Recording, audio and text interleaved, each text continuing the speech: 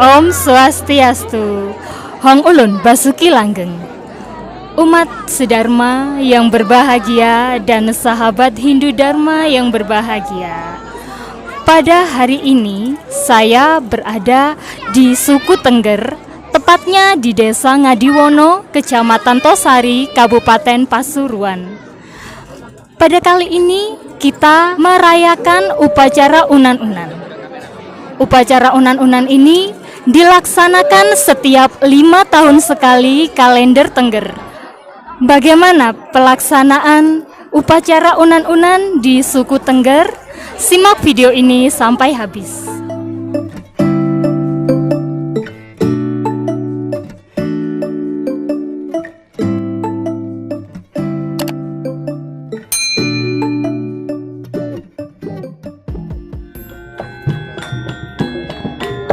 Pada hari H pelaksanaan, acara ini diawali dengan tayuban atau tari-tarian.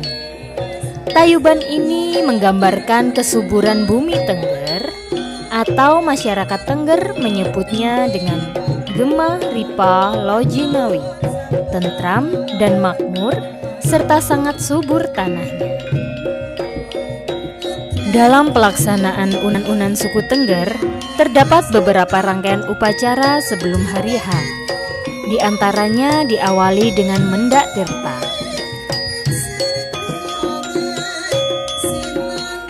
Mendak Tirta atau pengambilan air suci dilakukan di 9 tempat atau banyusanga, yaitu 9 sumber mata air yang berada di sekitar Desa Ngadiwono. Banyusanga menggambarkan babahan hawasanga atau 9 lubang yang terdapat pada diri manusia. Babahan hawasanga berarti 9 lubang energi atau hawa. Setelah Mendak Tirta, acara selanjutnya yaitu Medodo. Medodo adalah upacara yang dilakukan sehari sebelum pelaksanaan niatnya unan-unan. Medodo adalah penyembelihan kerbau yang akan digunakan untuk sesajen. Kerbau dipakai sebagai pengganti permohonan orang Tengger untuk memohon keselamatan dan kebahagiaan kepada para leluhur dan para dewa. Hewan kerbau dipilih karena sifat dari kerbau itu adalah penurut dan tidak banyak tingkah, sehingga diharapkan manusia pun seperti itu, berbakti kepada leluhur dan Tuhannya.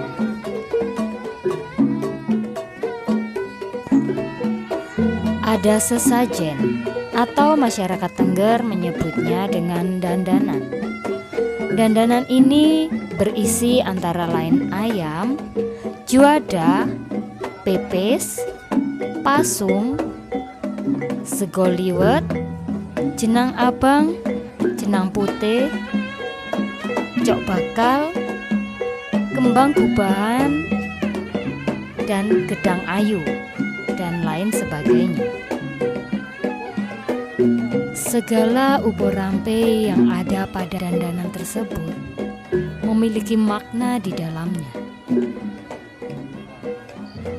Salah satu makna yang terkandung dalam dandanan tersebut seperti halnya pada sego liwet. Sego liwet di Tengger berbeda dengan sego liwet yang ada di Solo atau sekitarnya. Sego liwet yang dipakai di Tengger adalah nasi yang dimasak dari daun pisang dan dibakar menggunakan arang. Sego liwet merupakan simbol permohonan keselamatan kepada para leluhur dan para dewa.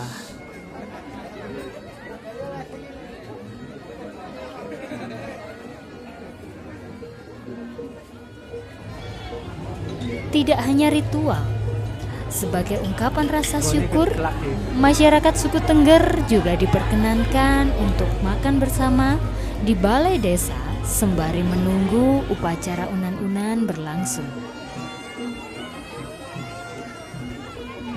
Yang kita saksikan ini adalah sesaji atau dandanan yang merupakan simbol 25 cikal bakal leluhur Tengger. yaitu Temenggung Klewong, Sintawiji, Ki Baru Klinting, Ki Rawit, Jiting Jina, Ical, Prabu Siwa, Cokro Pranoto, Temenggung Minter, Tunggul Wulung, Bagus Waris, Kaki Dukun, Ki Pranoto, Kaki Perniti, Tunggul Ametung, Raden Mesigit, Puspa Ki Gontong, Kaki Teguh, Ki Dawung Awuk, Ki Demeling, Ki Sindojaya, Raden Sapu Jagat, Ki Jenggot, Demang Diningrat. Dan yang terakhir adalah Raden Kusuma yang berada di kawah Gunung Bromo. Kesemuanya itu merupakan keturunan Dewi Rara Anteng dan Jaka Seger.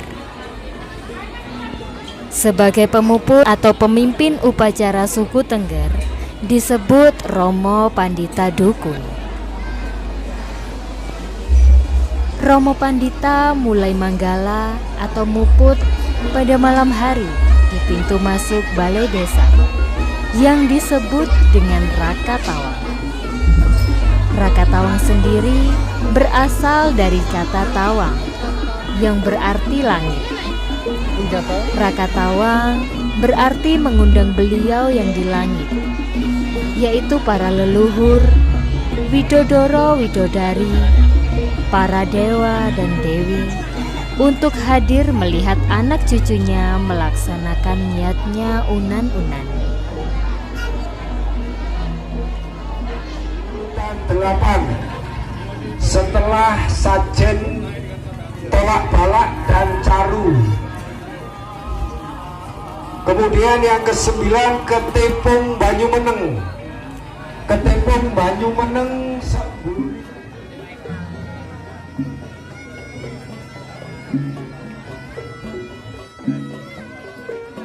Istilah unan-unan berasal dari bahasa Jawa kuna, yakni nguna atau rugi, yang berarti kurang atau mengurangi perhitungan bulan atau sasi dalam satu tahun pada waktu jatuh tahun panjang atau tahun landung.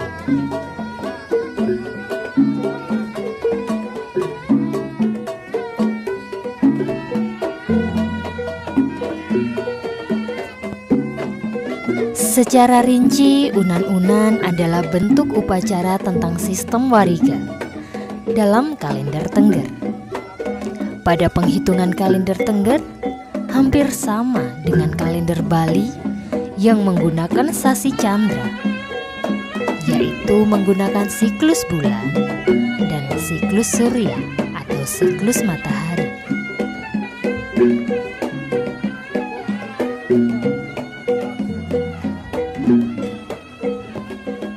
Dalam perhitungan sasi candra dan sasi surya memiliki selisih di mana sasi ini mempunyai perbedaan umur hari dalam satu tahun.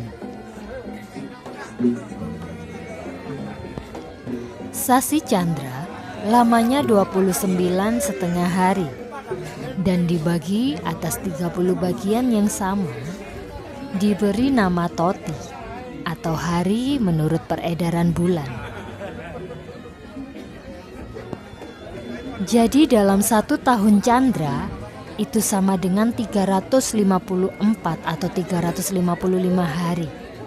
Dan sasi surya dalam setahun yaitu sama dengan 365 atau 366 hari.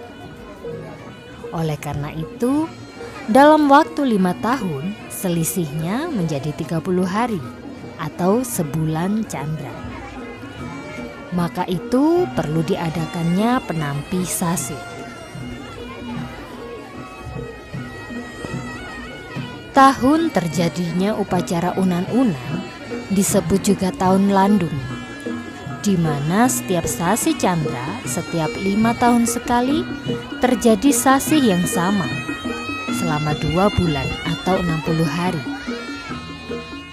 Maksudnya, dalam waktu 5 tahun sasi candra dan sasi surya bisa nemu gelang atau siklus.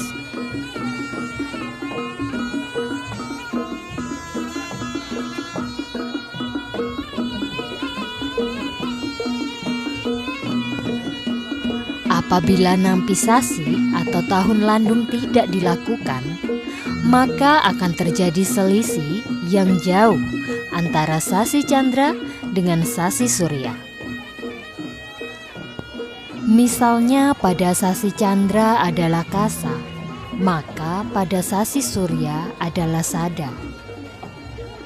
Oleh karena itu, perlu sasi kasa atau candra dibuat 2 bulan atau 60 hari, sehingga pada saat itu sasi surya dapat mengejar menjadi sasi kasa. Dan pada saat inilah terjadi nemu gelang. Jadi upacara unan-unan ini adalah upacara penampi sasi dalam kalender Tengger, atau terjadinya 2 bulan yang sama yang disebut tahun landung. Bulan yang terjadi 2 kali dalam setahun ini dianggap sebagai hari atau bulan yang bersifat buruk atau tidak baik, sehingga dilaksanakanlah upacara butayatnya, atau masyarakat Tengger lebih mengenal dengan istilah unan-unan.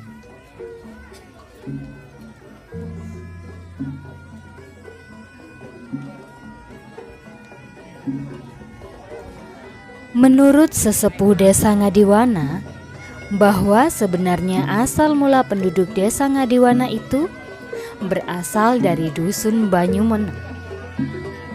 Setelah dari Banyumeneng, warga kemudian pindah ke dusun Wanajati. Nah, pada waktu di dusun Wanajati, ada seorang warga yang bernama Pak Gojo memiliki seekor kerbau.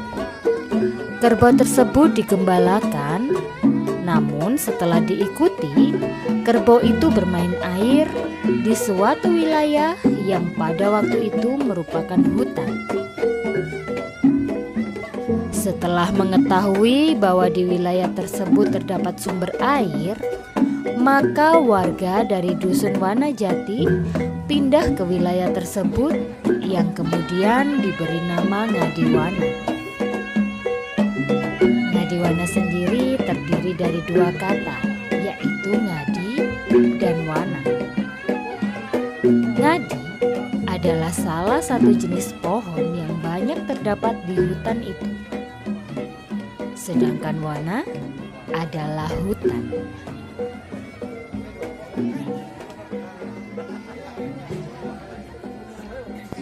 Iring-iringan melanjutkan perjalanan menuju Sanggar Pamujian Mandala Nista Pura Tunggul Adisari.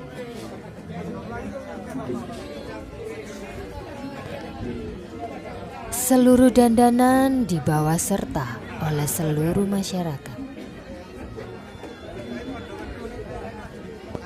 Seluruh masyarakat ikut serta dalam iring-iringan upacara unan-unan ini. Tidak memandang agama Hindu saja, namun seluruh agama juga turut serta. Karena upacara unan-unan ini merupakan upacara adat suku Tengger.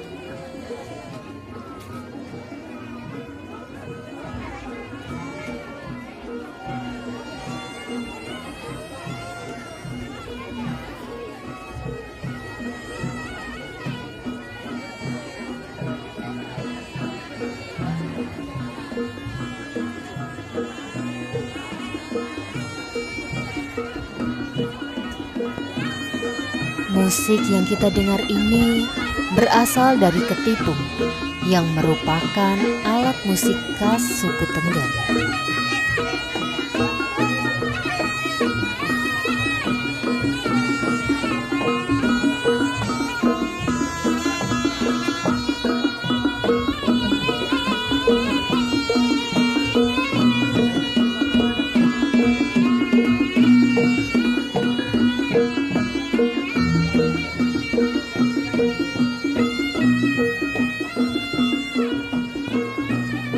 Selain ketipung, iring-iringan juga diikuti oleh kesenian lainnya seperti jaranan, reog, dan juga bantengan.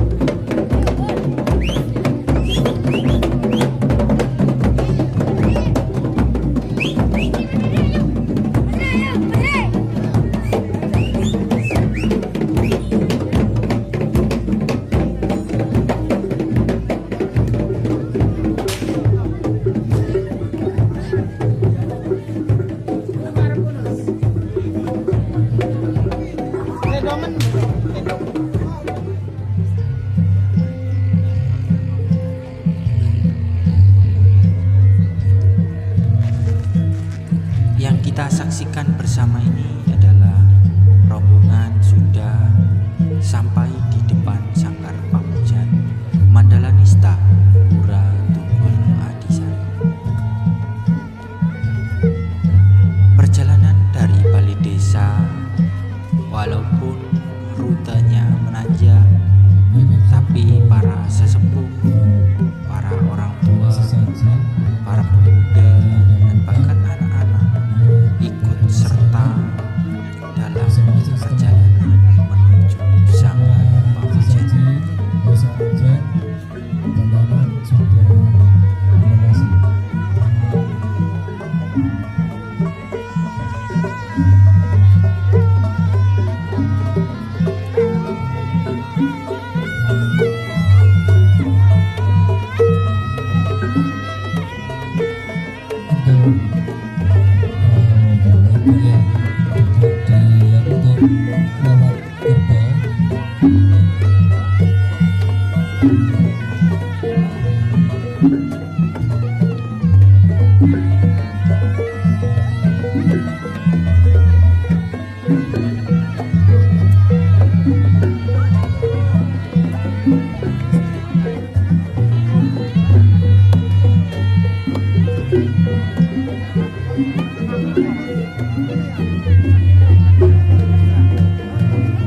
Itu saja untuk hari ini.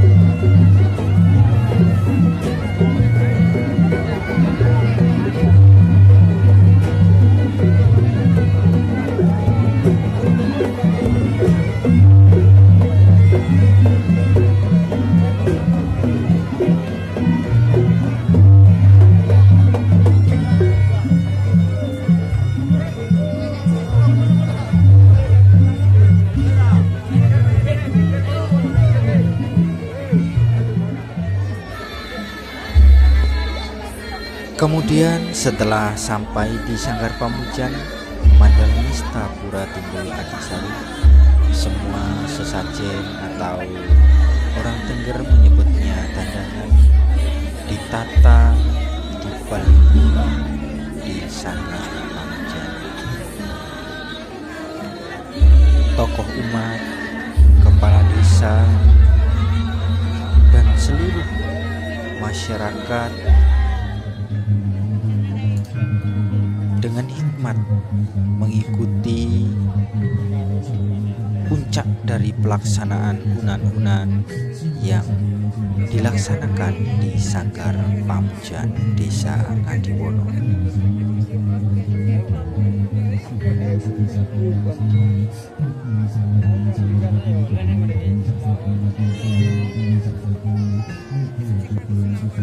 Setelah semuanya dandanan atau sesajen tadi siap,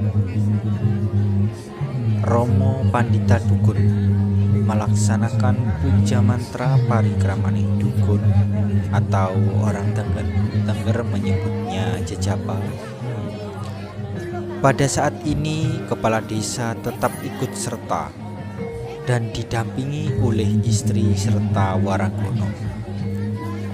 Waranggono adalah sebutan dari penyanyi atau penari tayuban. Kehadiran kepala desa beserta istri dan Waranggono diharuskan karena pada puncak pelaksanaan giatnya unan-unan ini ketiganya masuk dalam mantra yang diucapkan oleh Romo Pandita Dukun.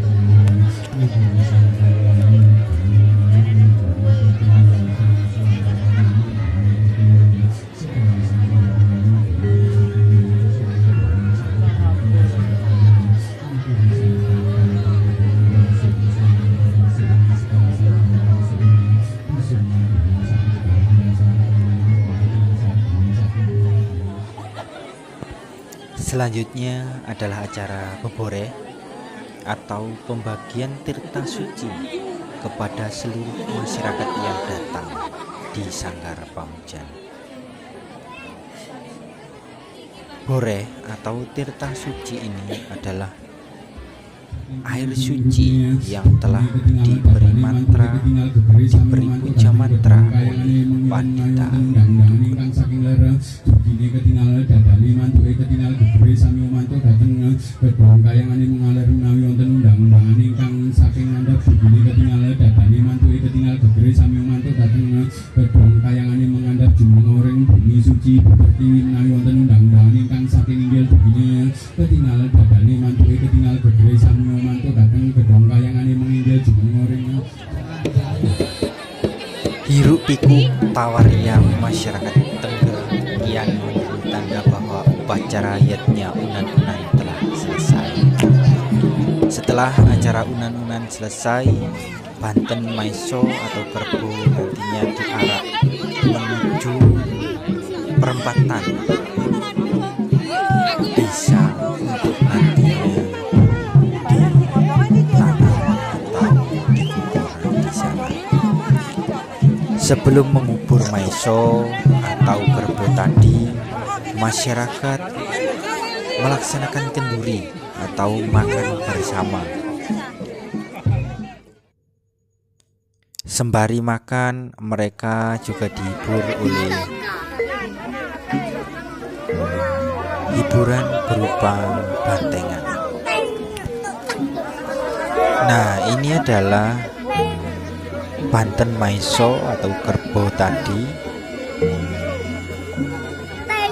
yang telah sampai di perempatan desa Ngadiwono yang nantinya akan dikubur di sini. Jadi seluruh bebantenan yang berada di Ancak Maheso ini atau Ancak Kerbau ini dikubur di perempatan desa. Di sini juga terdapat pelinggih Padmasari sebagai tanda bahwa memang tempat ini dikhususkan untuk acara semacam bersih desa, mayu hayuning bumi seperti itu. Karena di tempat ini selain juga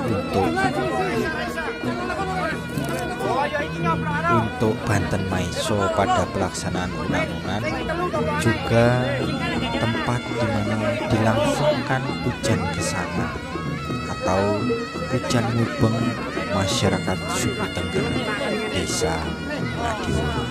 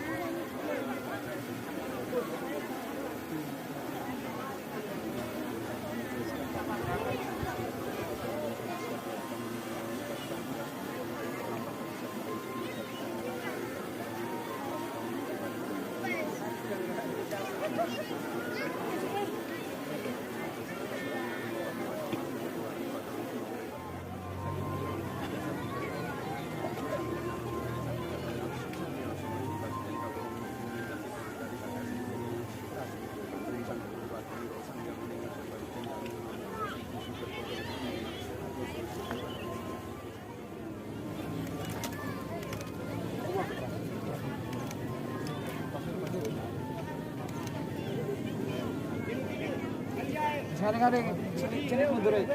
Cilik mundur. Ya.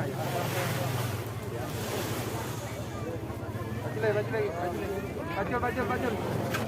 Bajul berapa? Iku. Ini bajul.